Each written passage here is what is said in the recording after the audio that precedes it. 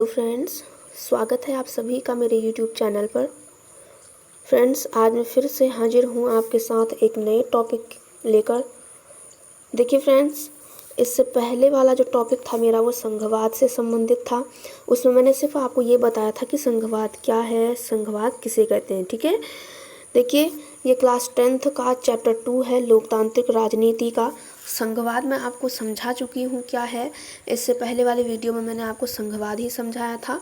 अब हम जानेंगे कि संघवाद चैप्टर से आप संघवाद जो चैप्टर है उसमें कौन कौन से क्वेश्चन हैं आपके। ठीक है, उनका आंसर आज हम जानेंगे। मैंने इसमें सिर्फ जो प्रमुख प्रश्न हैं, जो मेन हैं, जो हर एग्ज़ाम में आपसे पूछे जाते हैं, वही रखे हुए हैं। तो देखिए आपके संघवाद चैप्टर में कौन कौन से प्रश्न हैं। ठीक है, तो देखिए प्रश्न नंबर 1 क्या है, शासन के संघीय और एकात्मक स्वरूपों में क्या क्या मुख्य अंतर हैं, इसे उदाहरणों के माध्यम से स्पष्ट करें। देखिए जो शासन का संघीय और एकात्मक स्वरूप होता है, ठीक है, एक कहीं पर संघीय शासन व्यवस्था पाई जाती है किसी देश में, और किसी देश में एकात्मक शासन व्यवस्था पाई जाती है। तो इन दो व्यवस्थाओं में क्या अंतर हैं, ये आपको उदाहरण सहित समझाना है। ठीक है, तो इसका आंसर देखिए, संघीय और एकात्मक शासन व्यवस्था में निम्नलिखित मुख्य अंतर पाए जाते हैं। संघीय शासन व्यवस्था और एकात्मक शासन व्यवस्था में क्या अंतर है, अब हम जानेंगे। नंबर 1 देखिए, संघीय शासन व्यवस्था में सत्ता 2 या 2 से अधिक स्तरों पर बंट जाती है, लेकिन एकात्मक शासन व्यवस्था में सत्ता एक ही स्तर तक सीमित रहती है। जो संघीय शासन व्यवस्था है उसमें सत्ता या शक्ति जिसे आप कहते हैं वो 2 या 2 से अधिक स्तरों पर बंट जाती है। जैसे केंद्र सरकार की सत्ता और राज्य सरकार की सत्ता, स्थानीय सरकार की सत्ता। ठीक है, 2 स्तरों में केंद्र राज्य या स्थानीय स्तर पर बंट जाती है संघीय शासन व्यवस्था में। लेकिन जो एकात्मक शासन व्यवस्था है उसमें सत्ता एक ही स्तर तक सीमित रहती है, अर्थात जो केंद्र सरकार है उसका ही संपूर्ण राष्ट्र पर जो है प्रभुत्व होता है। ठीक है, नंबर 2 देखिए, एकात्मक शासन व्यवस्था जैसे इटली है, जापान है, फ्रांस है, इन देशों में एकात्मक शासन व्यवस्था पाई जाती है। मतलब वहाँ पे जो स्थानीय संस्थाएं भी होती हैं, लेकिन उनका उतना ज़्यादा महत्व नहीं होता है जितना कि इंडिया में है। एकात्मक शासन व्यवस्था में संपूर्ण सत्ता केंद्र सरकार के हाथ में होती है, जबकि संघीय शासन व्यवस्था में सत्ता राज्य स्तर पर, केंद्र स्तर पर तथा स्थानीय या क्षेत्रीय स्तर पर बढ़ जाती है। देखिए एकात्मक शासन व्यवस्था में संपूर्ण सत्ता है, जो शक्ति होती है वो केंद्र सरकार के हाथ में होती है एकात्मक शासन व्यवस्था में। जबकि जो संघीय शासन व्यवस्था है उसमें सत्ता राज्य स्तर पर, केंद्र स्तर पर और स्थानीय या क्षेत्रीय स्तर पर बंट जाती है। ठीक है, नंबर 3 देखिए, संघीय शासन व्यवस्था में राज्य सरकार और केंद्र सरकार प्रायः एक दूसरे से मुक्त होकर कार्य करती हैं, लेकिन एकात्मक शासन व्यवस्था में राज्य सरकार केंद्र सरकार के नियंत्रण में होती है। देखिए जो संघीय शासन व्यवस्था है उसमें राज्य सरकार और केंद्र सरकार जो है एक दूसरे से मुक्त होकर कार्य करते हैं, मतलब वो एक दूसरे के बंधनों में नहीं बंधे होते, क्योंकि संघीय शासन व्यवस्था में राज्य सूची में अलग विषयों को रखा गया जिनमें सिर्फ राज्य सरकार कानून बनाती है, और केंद्र सरकार के लिए अलग सूचियाँ निर्धारित की हैं जिनमें कानून बनाने का अधिकार सिर्फ केंद्र सरकार को होता है, इसलिए ये एक दूसरे से मुक्त होकर कार्य करती हैं। लेकिन जो एकात्मक शासन व्यवस्था है उसमें राज्य सरकार केंद्र सरकार के नियंत्रण में होती है। राज्य सरकार या स्थानीय सरकारें जो होती हैं वो केंद्र सरकार के नियंत्रण में होती हैं एकात्मक शासन व्यवस्था में। नंबर 4 देखिए, संघीय शासन व्यवस्था में राष्ट्रीय एकता बनी रहती है, क्योंकि इसमें राज्य की सरकारों तथा स्थानीय स्तर की सरकारों को भी कुछ अधिकार प्रदान किए जाते हैं जो किसी भी देश को सुव्यवस्थित ढंग से चलाने के लिए आवश्यक होता है। लेकिन एकात्मक शासन व्यवस्था में राष्ट्रीय एकता बाधित होती है, क्योंकि इसमें केंद्र सरकार को सर्वोच्च माना जाता है।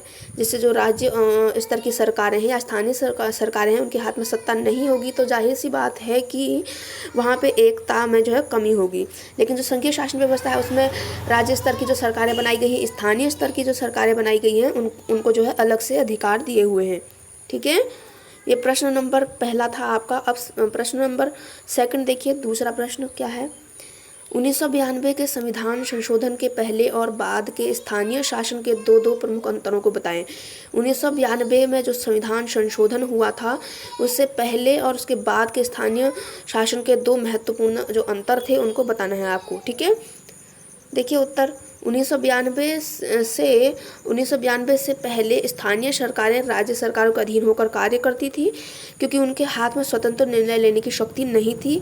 लेकिन 1992 के संविधान संशोधन के बाद स्थानीय सरकारों को कुछ शक्तियां प्रदान की गई, ताकि वे अपने क्षेत्र का विकास कर सकें और कुछ निर्णय ले सकें। देखिए, जो 1992 में संविधान में जो संशोधन हुआ था, उससे पहले 1992 से पहले जो राज्य सरकारें या जो स्थानीय सरकारें थी, वो वैसे तो थी, लेकिन उनके पास कोई अधिकार नहीं थे। वे जो पूर्ण रूप से केंद्र सरकार के अधीन थी और केंद्र सरकार के अधीन रहकर कार्य करती थी, और उनके हाथ में कोई भी जो है स्वतंत्र निर्णय लेने की शक्ति नहीं थी। लेकिन 1992 के संविधान संशोधन के बाद स्थानीय सरकारों को कुछ शक्तियां प्रदान की गई, ताकि वे अपने क्षेत्र का विकास कर सकें और कुछ निर्णय स्वयं ले सकें अपने क्षेत्र के लिए। ठीक है, नंबर 2 देखिए क्या है। नंबर 2, 1992 के संविधान संशोधन के बाद भारत के लोकतंत्र की जड़ें और अधिक मजबूत हो गई, क्योंकि 1992 के संविधान संशोधन के बाद महिलाओं के लिए भी सीटें आरक्षित की गई। इससे महिलाएं भी लोकतंत्र में अपनी आवाज़ को मजबूत बना पाई। 1992 से पहले महिलाओं को चुनाव लड़ने का कोई खास अधिकार नहीं था।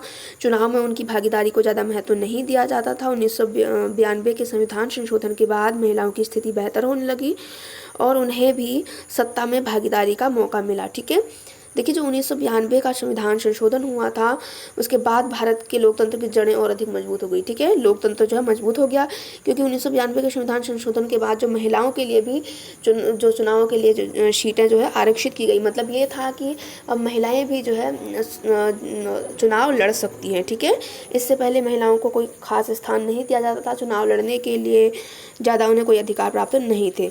अब इससे क्या हुआ कि महिलाएं भी चुनाव लड़ सकती हैं, और इससे महिलाएं जो है लोकतंत्र में भागीदारी करने लगी। ठीक है, देखिए, इसमें 2 क्वेश्चन आपके मोस्ट इम्पॉर्टेंट थे, जो आपसे हर एग्जाम में पूछे जाते हैं, इसलिए मैं आपके लिए सिर्फ इसमें 2 क्वेश्चन लेकर के आई थी। पहला, आपने देखा कि शासन के संघीय और एकात्मक स्वरूपों में क्या क्या मुख्य अंतर हैं, इसे उदाहरणों के माध्यम से स्पष्ट करें। इसका आंसर मैंने आपको बता दिया कि संघीय शासन व्यवस्था और एकात्मक शासन व्यवस्था में क्या अंतर है। उसके बाद दूसरा क्वेश्चन आपका था कि 1992 के संविधान संशोधन के पहले और बाद के स्थानीय शासन के 2 प्रमुख जो महत्वपूर्ण अंतर थे, उनको आपको बताना था। ठीक है, इससे पहले संघवाद मैंने आपको इससे पहले बता दिया है पहली वाली वीडियो में, उसका लिंक आपको मैं डिस्क्रिप्शन बॉक्स में दे दूंगी। उसमें मैंने आपको समझाया है अच्छे से कि संघवाद क्या है। ठीक है, संघवाद किसे कहते हैं, आपका क्लास 10 तक का है, चैप्टर 2 लोकतांत्रिक राजनीति। संघवाद मैंने आपको समझा दिया है, और इससे संबंधित 2 प्रश्न बहुत इंपॉर्टेंट थे, वो मैंने आपको बता दिए। ठीक है, तो फ्रेंड्स, आज की वीडियो में बस इतना ही। मिलते हैं अपनी नई वीडियो में, तब तक के लिए बाय बाय।